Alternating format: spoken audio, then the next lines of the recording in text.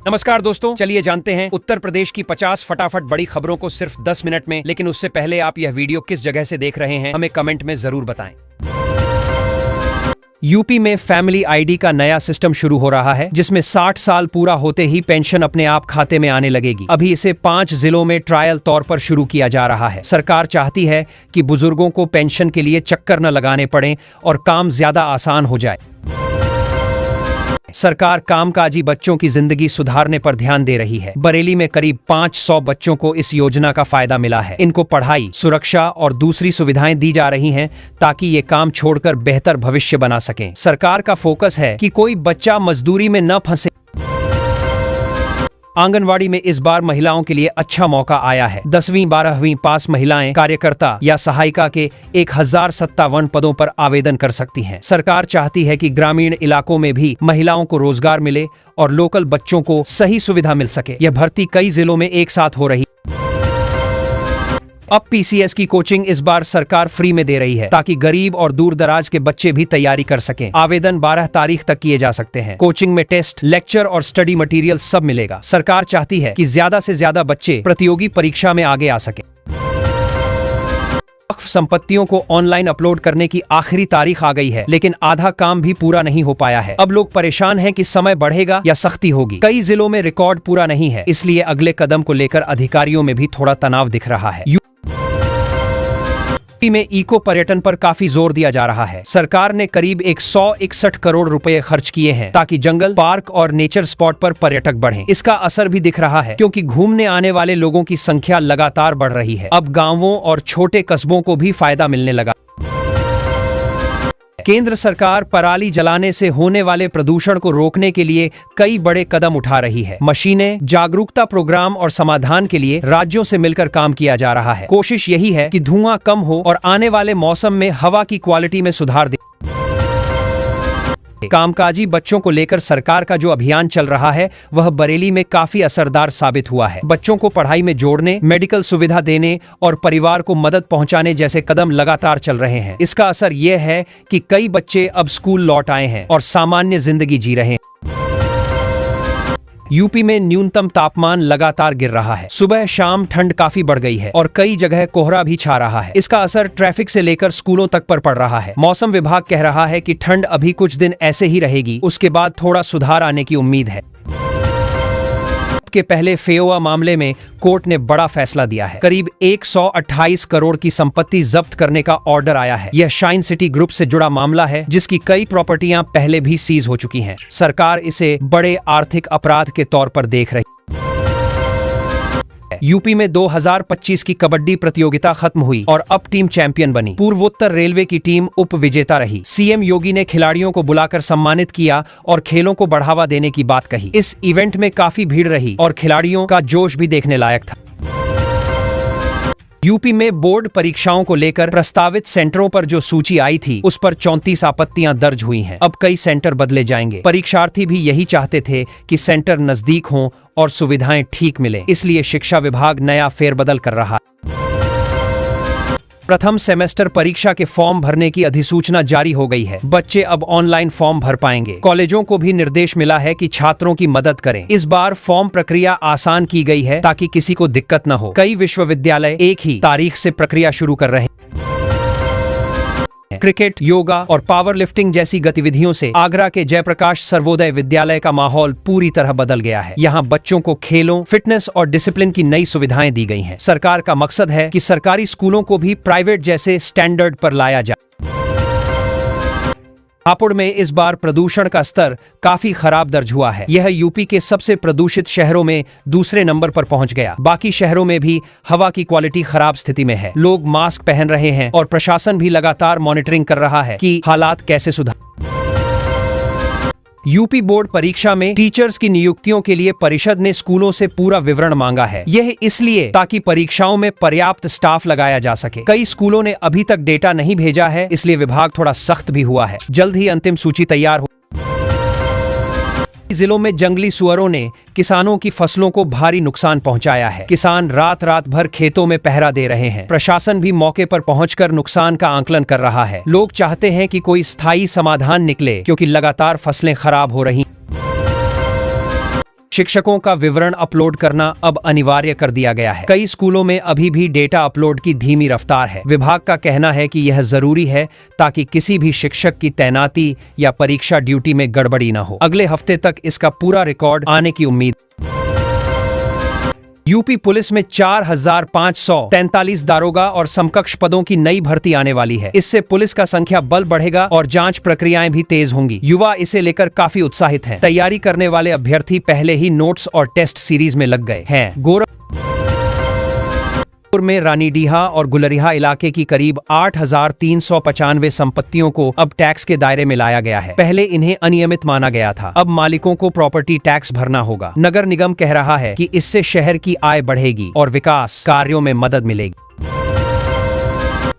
LT grade teacher का admit card जारी हो गया है। बच्चे अब वेबसाइट पर जाकर डाउनलोड कर सकते हैं। इस बार परीक्षा में काफी प्रतियोगिता रहने वाली है। वेबसाइट पर शुरू में थोड़ा लोड बढ़ा, लेकिन अब आसानी से कार्ड निकल जा रहा है। परीक्षार्थियों को निर्देश भी जारी हुए हैं। अब सचिवालय सेवा में 8 अधिकारियों को विशेष सचिव बनाने की मंजूरी मिल गई है। अब ये संख्या 43 हो गई है। प्रमोशन मिलने से कर्मचारियों में भी उत्साह है। सरकार का कहना है कि इससे प्रशासनिक कामकाज और बेहतर तरीके से चलेगा और फैसले जल्दी लिए जा सकेंगे। संस्कृत बोर्ड परीक्षा के लिए जिले में 10 परीक्षा केंद्र बनाए गए हैं। स्कूलों को तैयारी पूरी करने के निर्देश दिए गए हैं। बच्चे भी अब तैयारी तेज कर रहे हैं। विभाग ने कहा है कि इस बार परीक्षा बिना किसी गड़बड़ी के कराई जाएगी, इसलिए व्यवस्थाओं पर खास ध्यान दिया जा रहा है।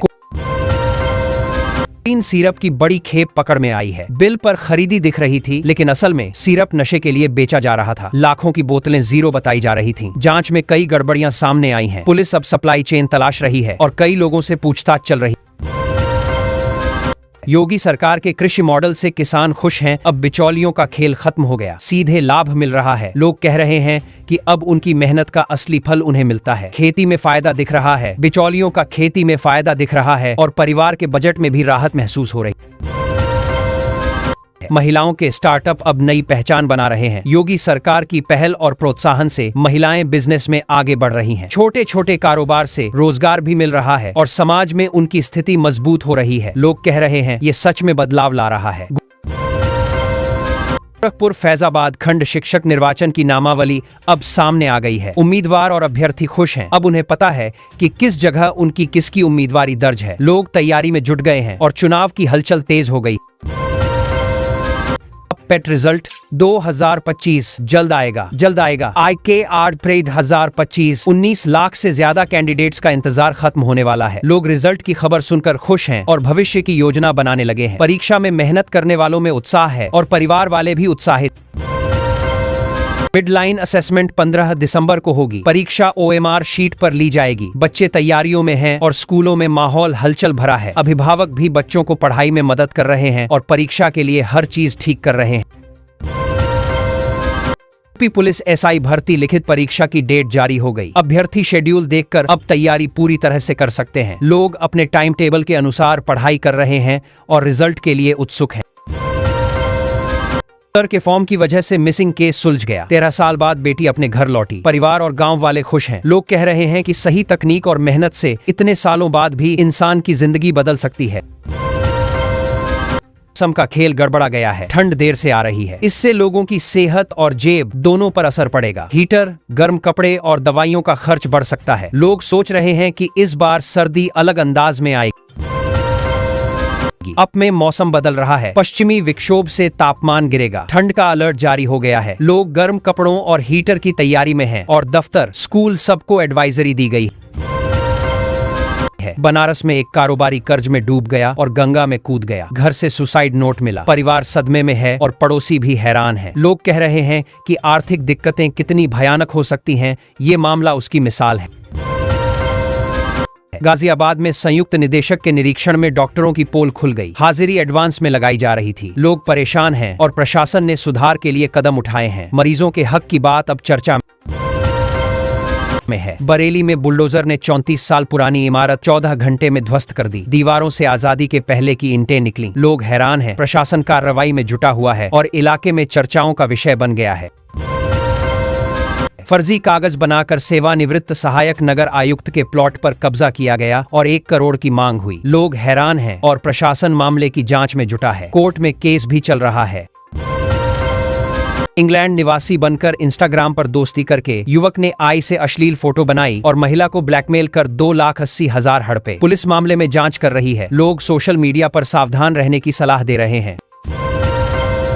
यूपी सरकार ने बड़ा सख्त नियम निकाल दिया है। कर्मचारियों को अपनी संपत्ति का पूरा ब्यौरा 31 जनवरी तक ऑनलाइन भरना ही होगा, वरना उनका प्रमोशन तक रोक दिया जाएगा। मतलब सरकार इस बार पारदर्शिता को लेकर ज्यादा गंभीर दिख रही है और कर्मचारियों पर दबाव भी साफ नजर आ रहा है। योगी सरकार ने सरकारी कर्मचारियों को अपनी संपत्ति विवरण अपडेट करने का नया आदेश दिया है। हर कर्मचारी को निश्चित समय सीमा के भीतर यह जानकारी पोर्टल पर दर्ज करनी होगी। सरकार का कहना है कि इससे भ्रष्टाचार रुकेगा और रिकॉर्ड साफ रहेगा, लेकिन कर्मचारियों में थोड़ा दबाव भी बन रहा है।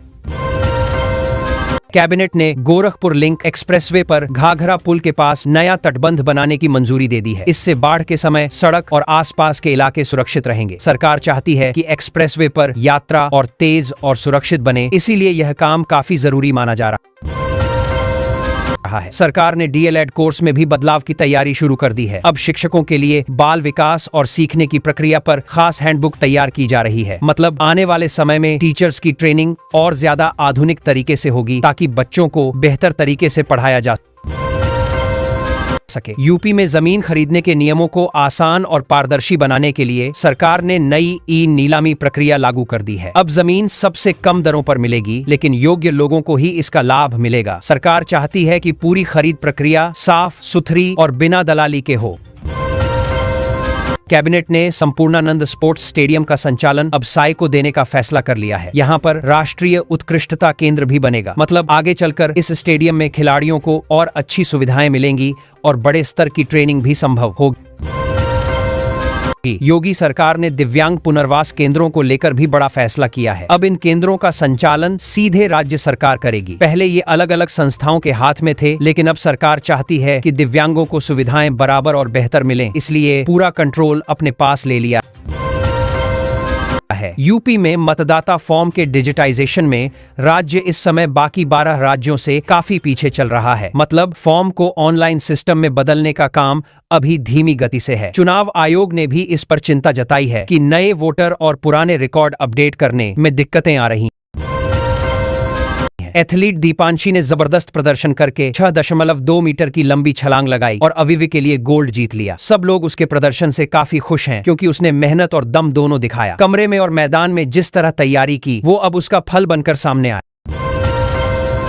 लखनऊ में एक रेलकर्मी की ड्यूटी के दौरान मौत हो गई थी। अब उनके परिवार को सरकार की तरफ से 1 करोड़ रुपए का मुआवजा दिया गया है। परिवार वालों को थोड़ी राहत तो मिली, लेकिन उनकी भावुक हालत देखकर हर कोई दुखी था। विभाग ने भी परिवार को पूरा सहयोग देने का भरोसा दिया। यूपी में एक युवक के घर पर पैसे के लेन देन को लेकर फायरिंग कर दी गई। हमलावरों ने जान से मारने की धमकी भी दी। इससे परिवार काफी डरा हुआ है। पुलिस ने मामला दर्ज कर लिया है और जांच शुरू कर दी है, ताकि पता चल सके कि विवाद की असली वजह क्या थी। लखनऊ में एक महिला का पथरी का ऑपरेशन हुआ, लेकिन उसके बाद हालत बिगड़ गई। डॉक्टरों ने चुंबक की मदद से जटिल हिस्सा निकालकर उसकी जान बचाई। ये थोड़ा असामान्य तरीका था, लेकिन समय पर इलाज मिल जाने से महिला को बड़ी समस्या से राहत मिल गई।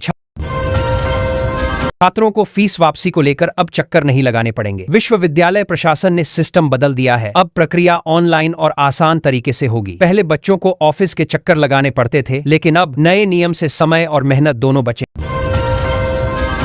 प्रयागराज में सेना के एक जवान की अंतिम यात्रा गार्ड ऑफ ऑनर के साथ की गई। उनकी हत्या स्कॉर्पियो सवारों ने की थी, जो बेहद दर्दनाक था। पुलिस ने आरोपियों को जेल भेज दिया है। गांव में माहौल दुखी था, लेकिन लोगों को थोड़ी राहत मिली कि आरोपियों पर कार्रवाई हुई। जौनपुर में बाल संवारने के लिए पति ने पत्नी से कंघा मांगा, लेकिन उसने अनसुना कर दिया। इस छोटी सी बात पर पति ने खौफनाक कदम उठा लिया और घर में हड़कंप मच गया। मामला देखकर हर किसी ने कहा कि इतनी मामूली बात पर इतना बड़ा कदम उठाना गलत है। विश्वविद्यालय ने छात्रों से कहा है कि कोई भी समस्या हो तो यहाँ वहां न भटकें, सीधे हेल्प डेस्क पर आएं। प्रशासन कह रहा है कि समस्याओं का समाधान जल्दी किया जाएगा। इससे छात्रों को भी भरोसा हो गया है कि अब छोटी छोटी दिक्कतों के लिए लंबा इंतजार नहीं करना पड़े।